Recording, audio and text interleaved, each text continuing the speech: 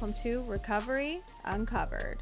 I will be your host, Bri Jaynes, who will talk about problems that people face within being a woman in recovery, maybe even not in recovery, or recovering from anything. So this podcast is dedicated to talking about recovery subjects relating to substance use, but it also touches on domestic violence, any type of actual societal issues that we face, stigma, and everything you really don't want to talk about.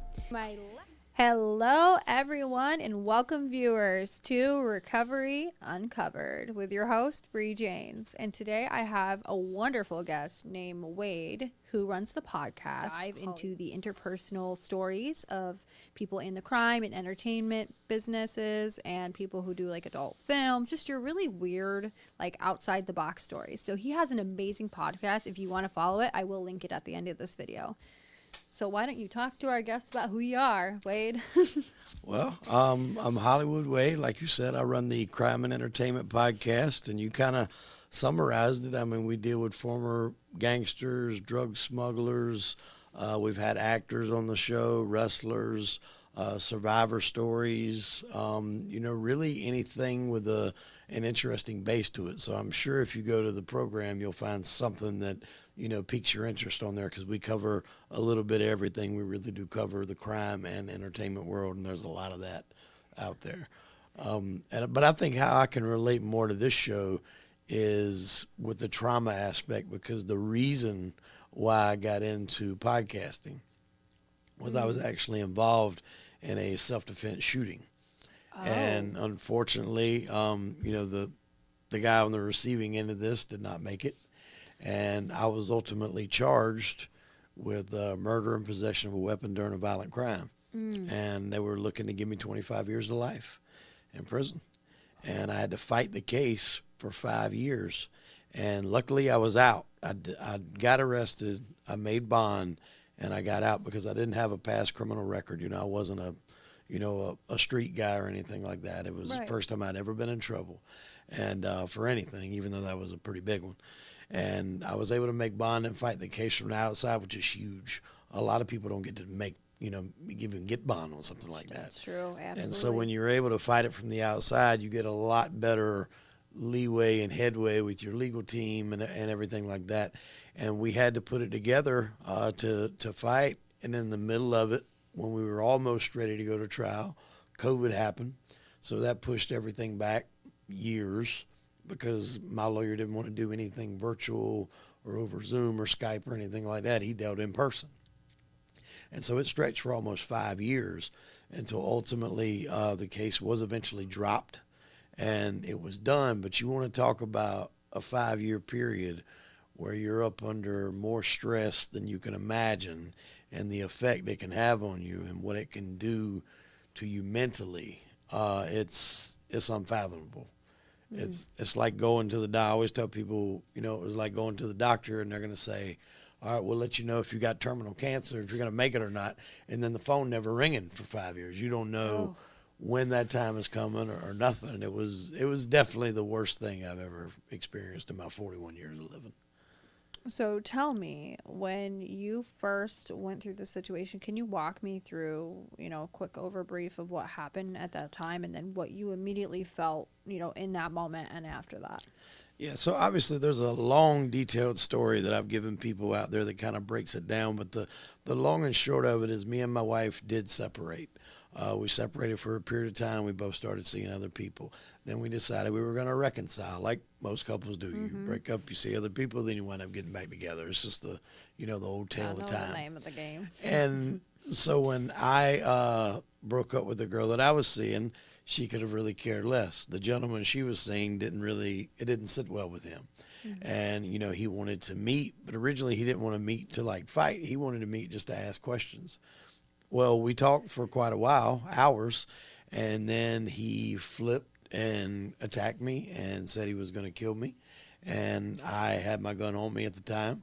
And so I was forced to use, ultimately deadly force. And it was in my house. I was, a licensed CWP holder. I had that gun for years. I was a licensed CWP holder for years.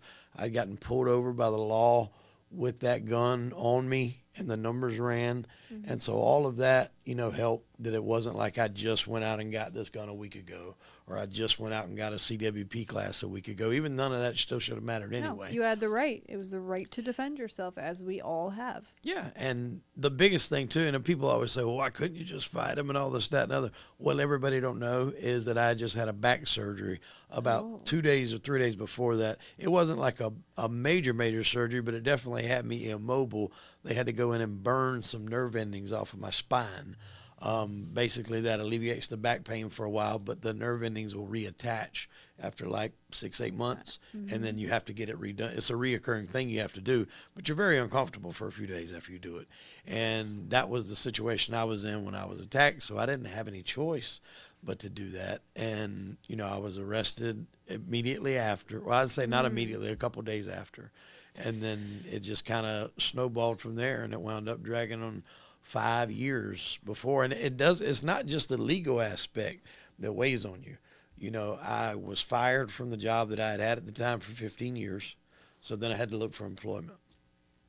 It's hard to find employment when you got a pending murder charge hanging over your head. Absolutely. It's not easy. The employers frown on that kind of thing. We don't frown upon that, sorry. Employers frown on that type of thing. That type of behavior.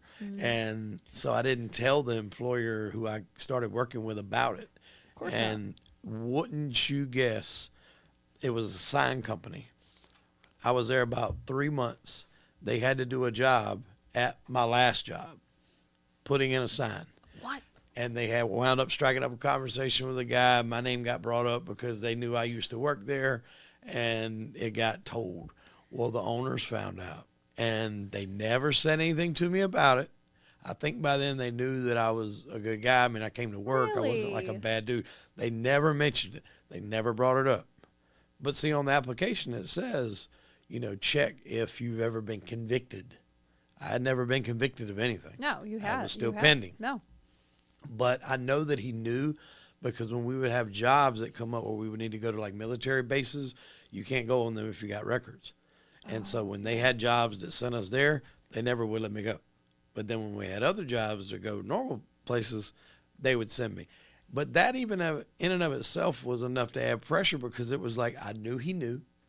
And what day was it that I was going to walk in work when he's going to say, I got to talk? Or he gets mad at you one day and decides that he uses it against you, if he felt like it. Yeah, exactly. And so that was just like another thing that piled on with the pressure of the pending case as well. And then you got the financial aspect. Altogether, this case wound up costing me about $110,000.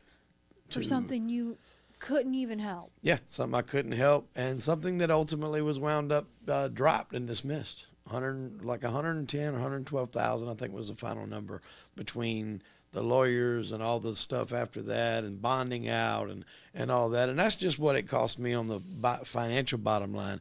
And really you could probably say more than that, because I had to draw out my 401k to pay the lawyer. Well, when you draw out the 401k, you're hit with all the penalties. Absolutely. Then you got to pay the taxes on, something like that. Then you got to pay taxes on that. And then, obviously I went from making, a fairly good wage to about half that, or less than half of that, because of the charge. I couldn't get a job that was going to pay me more, because if they run my background, they're going to see this and I'm not going to get hired. So I lost my job, had to draw out the 401k, pay out all the money, and then had to take jobs that were like half of what I was making before. So it wasn't just the case that was weighing on me. It was everything else combined. And it was not a good year. Or that first year was rough. I did drink a lot. That was kind of my coping mechanism. Absolutely. I never would classify it as an alcoholic, but it would definitely help to like take the edge off. And officially what kind of really helped was podcasting, because I was on house arrest. I couldn't go anywhere. I couldn't do anything. And I had the idea, kind of like a lot of people during the pandemic, was to start a podcast. And that allowed me to be able to talk to people all over, have these conversations with people. Some of these people that I'd seen on TV, like that had acted in like Sopranos, and, people that I'd seen documentaries about, and getting to see that, I do it. And to do all that was it was amazing. And it really helped me. If I hadn't started doing this, I don't really know what would have happened to my mental health. So do you believe that this was your spiritual path? I do. I wish I could have got here a different way, with some, a few key things changed, maybe some less expensive lessons learned. But, in a weird way I do, because I wouldn't have never been doing, I wouldn't be sitting here with you guys and in this studio and sitting in New York had all that not happened. Right. So I'm a firm believer in everything does happen for a reason. Had this not happened, and I've had these conversations, with my wife about this. Had that situation not ever happened and we'd have got back together, I'd have worked the rest of my time with that job and I'd have probably retired there. And I'll be honest with you, I didn't really like that damn job. I get it. It paid well, but that was it. That's it. I hated the hours. I hated the shifts. I hated the work. I liked some of the people. I hated a lot of the people the too. 5% of the 200. I like those guys, and I keep in contact with those guys. But it's taken on such a different trajectory now. I've gotten a job now that I absolutely love going to, and I still do the podcast. And, hopefully one day it gets to where I can do the podcast full time, because I love having these conversations with people. And it's so many different topics that I discuss with so many different people. It's always new. It never gets redundant. It never gets to, be like a burden to me. The editing and stuff sometimes can be a burden, but the actual conversations that you have with people is never a burden.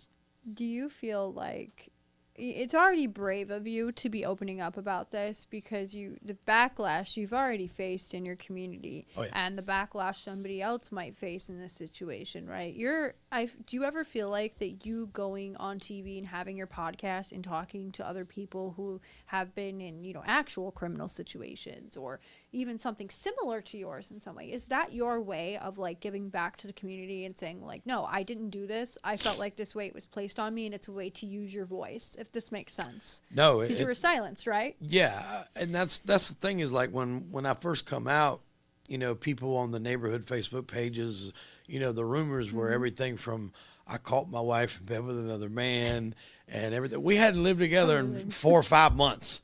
Like, it could be anything. I lived at my house by myself. Like nobody was caught anybody. But that was just people that wasn't in the know. And obviously it made me angry, but like I was told, don't respond, don't say anything. And so it's like, you got to stay silent about it. And so I was like, all right, I might have to stay silent about that, but I don't have to stay silent in general. Nope. So in the back of my mind, I always knew that if I started the podcast doing interviews, when it got to a certain point and I was able to talk about it, I would have an established, viewership, an established base of people that knew me, followed me, and listened to me. Then I could tell my story the way I needed to tell it and the way I wanted it to be told and the way it deserved to be told, because nobody else was doing that. The newspapers don't give you a fair shake. This is a whole the social media don't give you a fair shake.